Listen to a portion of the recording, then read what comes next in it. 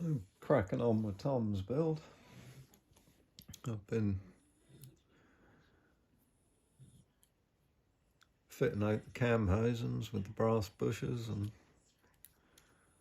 got them shimmed out properly, top and bottom, rather than just one here and there.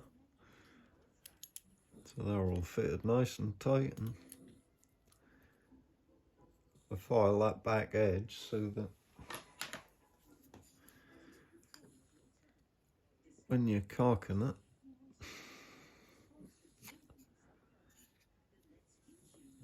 it doesn't dig in like the sharp edge does. Seems funny they make that round and that round and that round, but the most important part of it has got quite a sharp edge on it. Incidentally, all the limbs have cracked and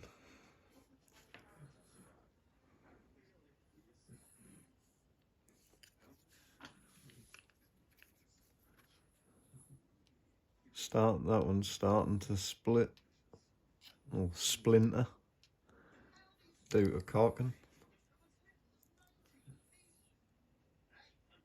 and it's split down here from the hole. Those holes cause a weak spot, and when the bolts are loose and they're rattling around, that's normal for those bits to break out because the bolts are ramming up against them, but then they split.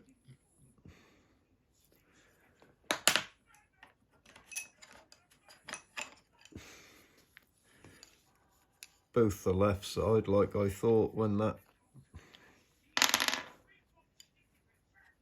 tape was on there, have both split.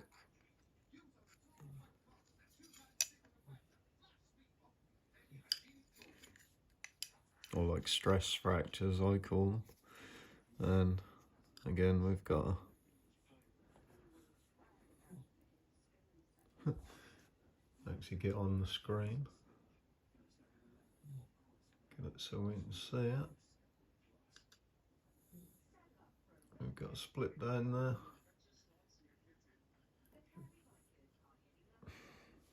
All the way down to there. And this has fired no more than 25 shots.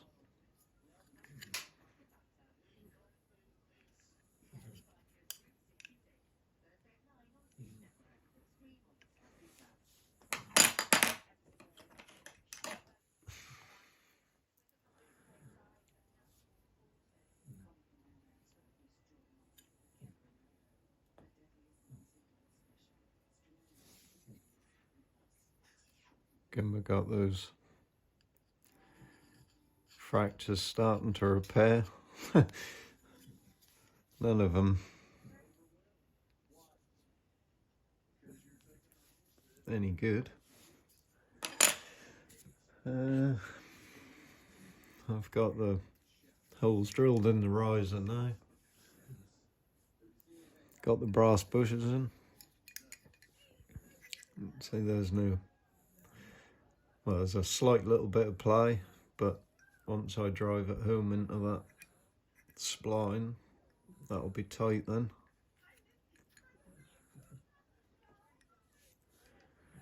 I'm going to do that now. Got the damper mount filed now so that it fits properly. Nice and flat, nice and snug. The actual cuts and everything on this one were quite clean on both ends, on this part and on the flight deck.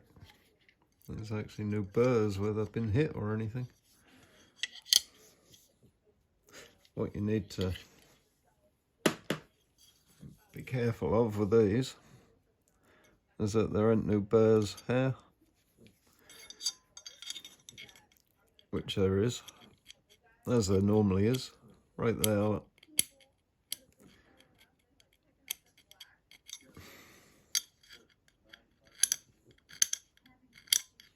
Now that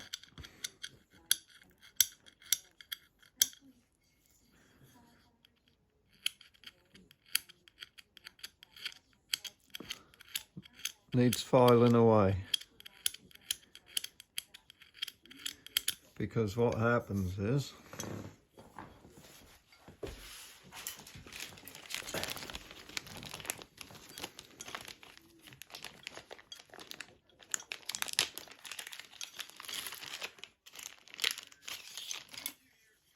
these plastic knocks, if they stick out like that does on the bottom there, and you load up, and that plastic knock is caught in that burr, which I just filed off. Silly me.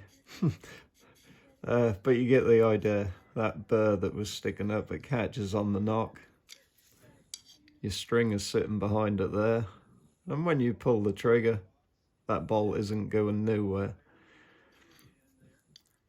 The plastic knock then folds and it cuts your string in half, and you then get a massive dry fire and your limbs crack. So that is very critical to do that. This is my rev body. So I've got my Draken body on mine because it's longer, and I've also extended the flight deck further out. So I had to add 2 pieces in the back, and I've got a bigger gap here, but that doesn't matter. But that's given me about nearly 2 inch more flight deck on mine. So I'll get these pressed in, and then I've got to drill these 4 holes a bit bigger, rethread them M5.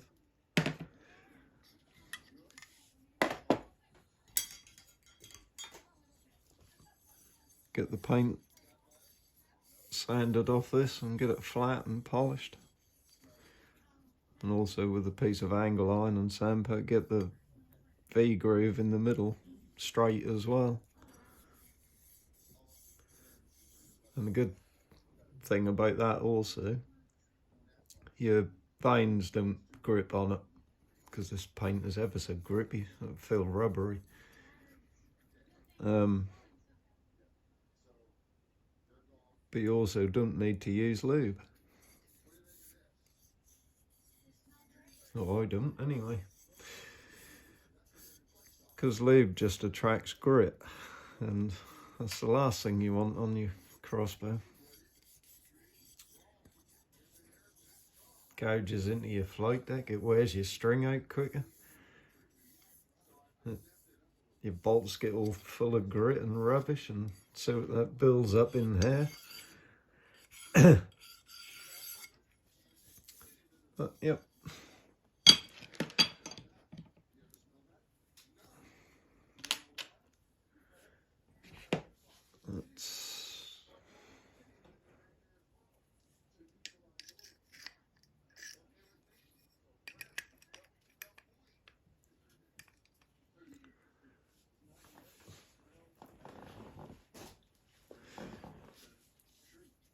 What you don't want to do if you do anything like this is hit the end of them with a metal hammer.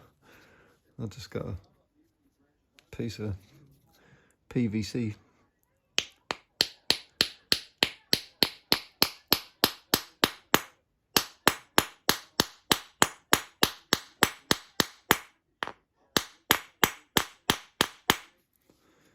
I'm just driving those splines home into the brass.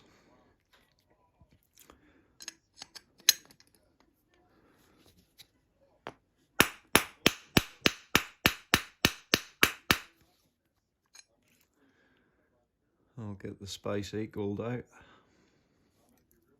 I'll get that one done. How tight that is now. Once I get that in there, that ain't gone nowhere. That'll be solid as a rock.